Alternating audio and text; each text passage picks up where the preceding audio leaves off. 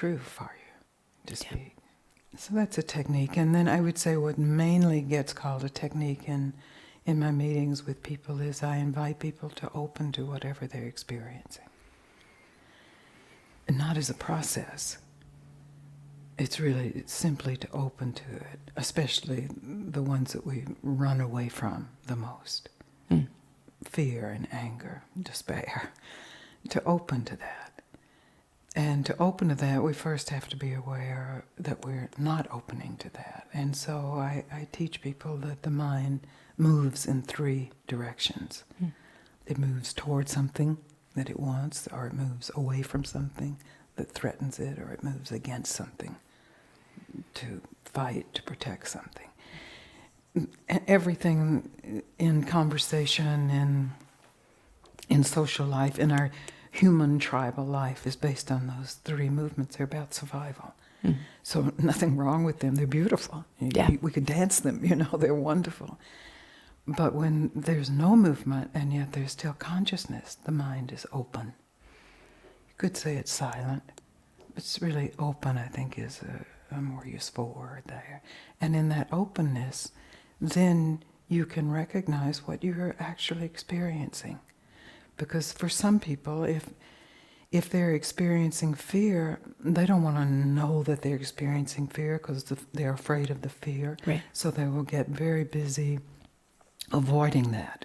That's running from fear, and we have lots of strategies to do that. We can dissociate or go numb or chatter or dive into something dangerous, all as a way of really not opening to fear. So I do spend time just really inviting people to open to what they've avoided, to open to what they're experiencing. And if it's an emotion, it's in the body somewhere. So I can direct people into that, not as a psychotherapeutic process. As the outcome is not to get fixed. Yeah. It's really to open to the fact that you're unfixable. And to really, for a moment, be unfixable. And in the willingness to be that completely without moving against it or toward it or away from it, you discover that even in that there's this core of wonder and beauty and truth.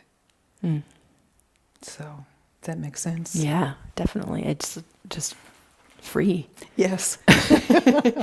It's like free to have the fear and free to have to be sad, or free to be happy, or just free to be this form, this life form. Yeah. You're an animal life form, and all animals have fear. It's a great preservation strategy. Yeah. And anger, we call anger, it's really a protection strategy, so that we can allow the life form, and in that then we have an opportunity of seeing the life that the form has appeared in. And the form will disappear.